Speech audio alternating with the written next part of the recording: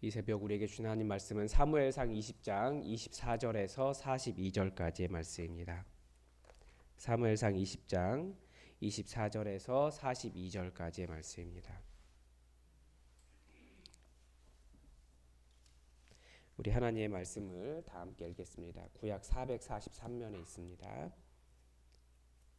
사무엘상 20장 24절입니다. 다윗이 들에 숨으니라. 초하루가 되매 왕이 앉아 음식을 먹을 때에 왕은 평시와 같이 벽 자기 곁에 앉았고 요나단은 서 있고 아브넬은 사울 곁에 앉아 있고 다윗의 자리는 비었더라. 그러나 그날에는 사울이 아무 말도 하지 아니하였으니 이는 생각하기를 그에게 무슨 사고가 있어서 부정한가 보다 정령이 부정한가 보다 하였음이더니 이튿날 곧 그 달의 둘째 날에도 다윗의 자리가 여전히 비었으므로 사울이 그의 아들 요나단에게 묻되 이새의 아들이 어찌하여 어제와 오늘 식사에 나오지 아니하였느냐 하니 요나단이 사울에게 대답하되 다윗이 내가 베들레헴으로 가기를 간청하여 이르되 원하건대 나에게 가게 하라. 우리 가족이 그 성읍에서 제사할 일이 있으므로 나의 형이 내게 오기를 명령하였으니 내가 내게 사랑을 받거든 내가 가서 내 형들을 보게 하라 하였으므로 그가 왕의 식사 자리에 오지 아니하였나이다 하니 사울이 요나단에게 화를 내며 그에게 이르되 패역 무도한 계집의 소생아 내가 이새의 아들을 택한 것이 내 수치와 내 어미의 벌거벗은 수치됨을 내가 어찌 알지 못하랴. 이새의 아들이 땅에 사는 동안은 너와 내 나라가 든든히 서지 못하리라. 그런즉 이제 사람을 보내어 그를 내게로 끌어오라. 그는 죽어야 할 자이니라 한지라. 요나단이 그의 아버지 사울에게 대답하여 이르되 그가 죽을 일이 무엇이니까 무엇을 행하였나이까. 사울이 요나단에게 단창을 던져 죽이려 한지라. 요나단이 그의 아버지가 다윗을 죽이기로 결심한 줄 알고 심히 노하여 식탁에서 떠나고 그 달의 둘째 날에는 먹지 아니하였으니 이는 그의 아버지가 다윗을 욕되게 하였으므로 다윗을 위하여 슬퍼함이었더라. 아침에 요나단이 작은 아이를 데리고 다윗과 정한 시간에 들로 나가서 다윗에게 이르되 달려가서 내가 쏘는 화살을 찾으라 하고 아이가 달려갈 때에 요나단이 화살을 그의 위로 지나치게 쏘니라. 아이가 요나단이 쏜 화살 있는 곳에 이를 즈음에 요나단이 아이 뒤에서 외쳐 이르되 화살이 내 앞쪽에 있지 아니하냐 하고 요나단이 아이 뒤에서 또 외치되 지체 말고 빨리 다름질하라 하매 요나단의 아이가 화살을 주워 가지고 주인에게로 돌아왔으나 그 아이는 아무것도 알지 못하고 요나단과 다윗만 그 일을 알았더라. 요나단이 그의 무기를 아이에게 주며 이르되 이것을 가지고 성읍으로 가라 하니 아이가 가매 다윗이 곧 바위 남쪽에서 일어나서 땅에 엎드려 3번 절한 후에 서로 입 맞추고 같이 울되 다윗이 더욱 심하더라. 요나단이 다윗에게 이르되 평안히 가라. 우리 두 사람이 여호와의 이름으로 맹세하여 이르기를 여호와께서 영원히 나와 너 사이에 계시고 내 자손과 내 자손 사이에 계시리라 하였느니라 하니 다윗은 일어나 떠나고 요나단은 성읍으로 들어가니라. 아멘. 이제 오늘 본문은 어제 본문에 이어 요나단이 아버지 사울 왕이 다윗을 죽이려는 의도를 확인하고 어제 본문에서 보았던 다윗과 했던 약속을 이어가는 장면을 보여줍니다. 다윗은 들에 숨었고 초하루 식사가 시작되었습니다. 오늘 본문은 너무나 많은 감정이 이렇게 막 섞여 있어요. 다윗은 그 3일 동안 그 들에 숨어 있으면서 무슨 생각을 했을까? 요나단은 아버지의 마음을 확인하고 얼마나 안타까웠을까? 뭐 사울 왕의 상황, 그 마음 다 드러나는 그런 본문입니다. 왕은 평시처럼 벽 쪽에 있는 자기 자리에 앉았고 요나단은 그 옆에 서 있었고 아브넬은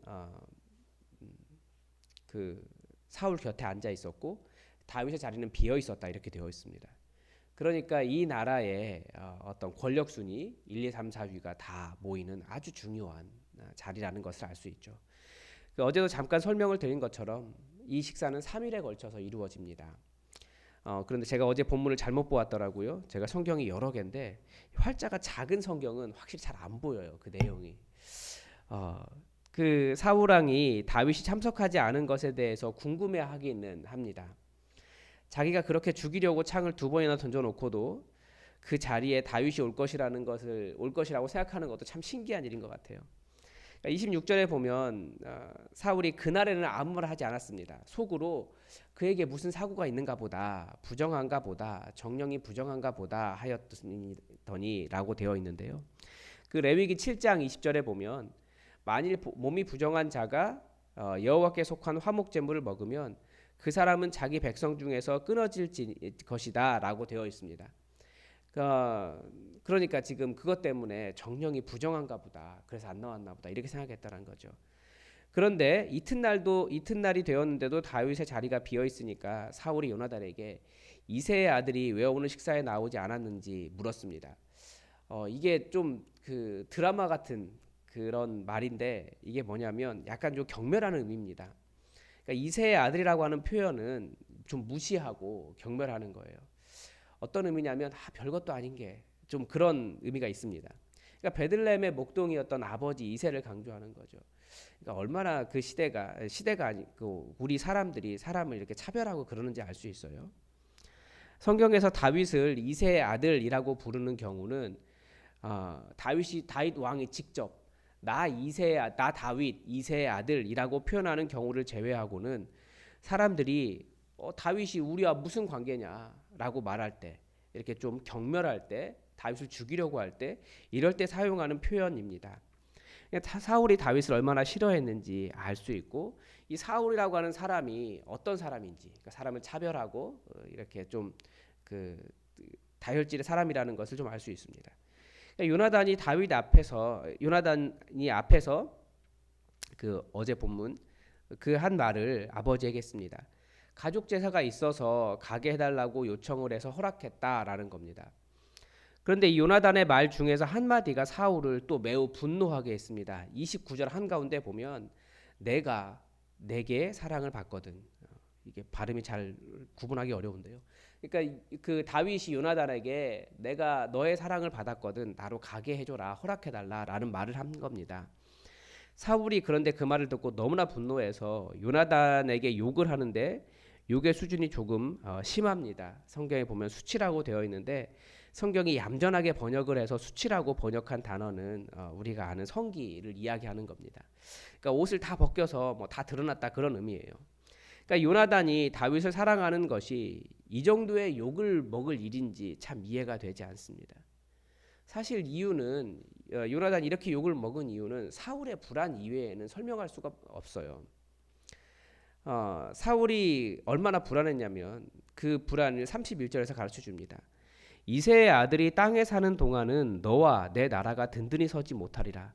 그런즉 이제 사람을 보내어 그를 내게로 끌어오라. 그는 죽어야 할 자이니라. 이 말을 듣고 요나단도 화가 굉장히 났습니다. 아니 대체 다윗이 무슨 그렇게 죽을 일을 했습니까? 대체 무슨 짓을 했는데요? 이랬던 겁니다. 그러자 사울이 요나단에게 단창을 던져 죽이려고 합니다. 그래서 요나단이 확실하게 알았습니다. 아버지가 다윗을 정말로 죽이려고 하는구나. 그래서 요나단도 너무나 화가 나서 그날 밥도 먹지 않고 밖에 나가버렸습니다. 그리고 그 다윗이 숨어있는 들로 나가 약속을 얘기했습니다. 그리고 둘이 서로 입 맞추고 엉엉 울었습니다.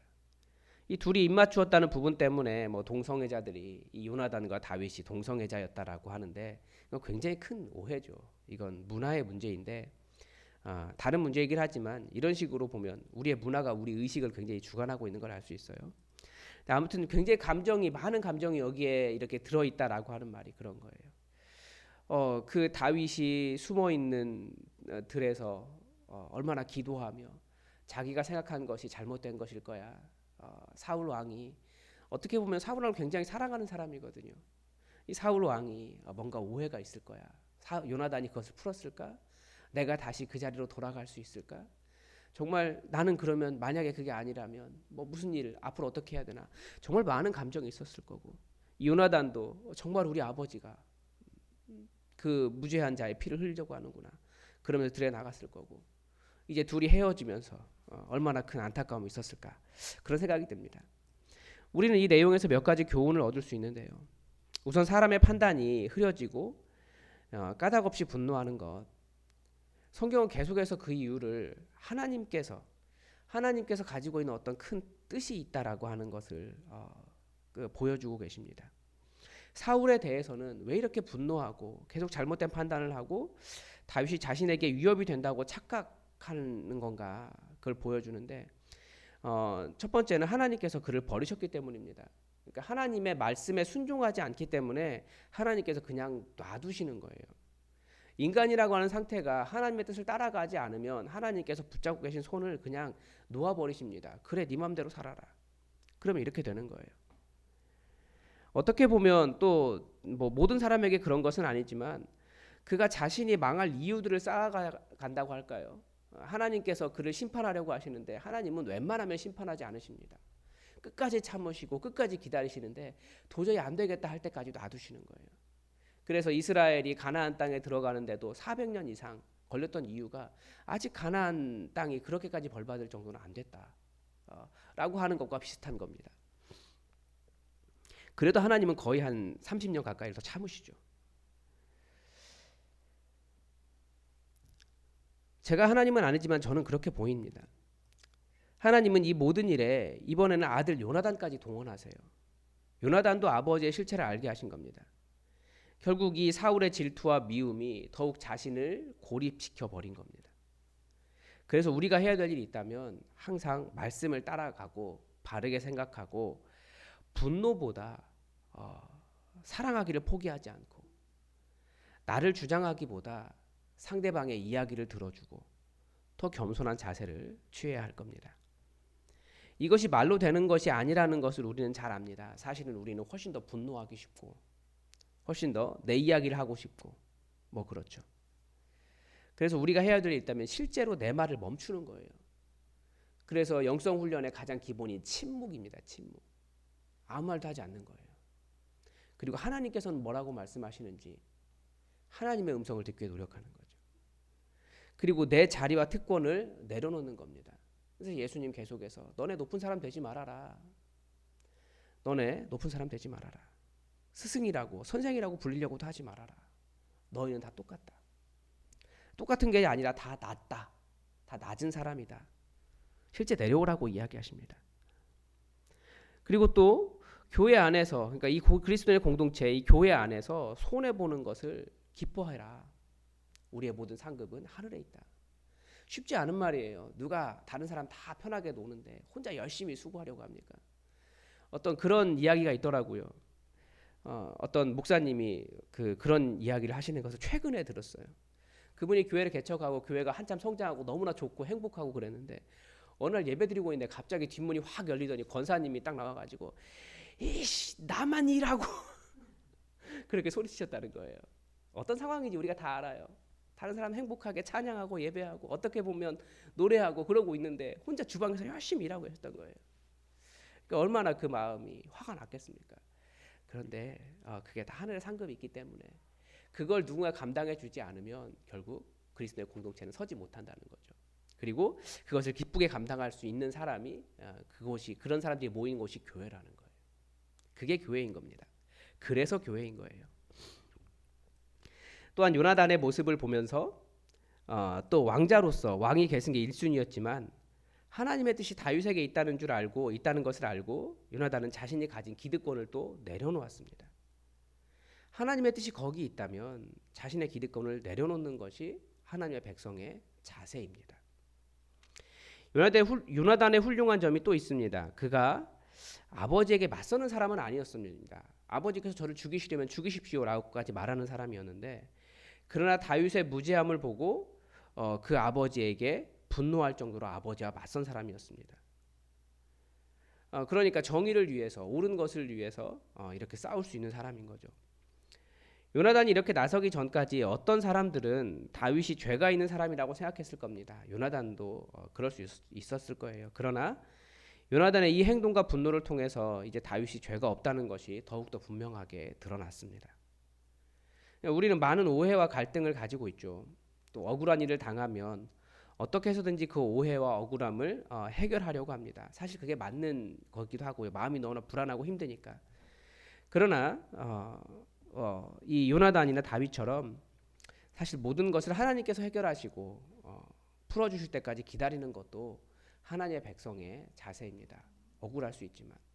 그래서 사실 그리스도인의 순종이라고 하는 것은 매우 아픕니다.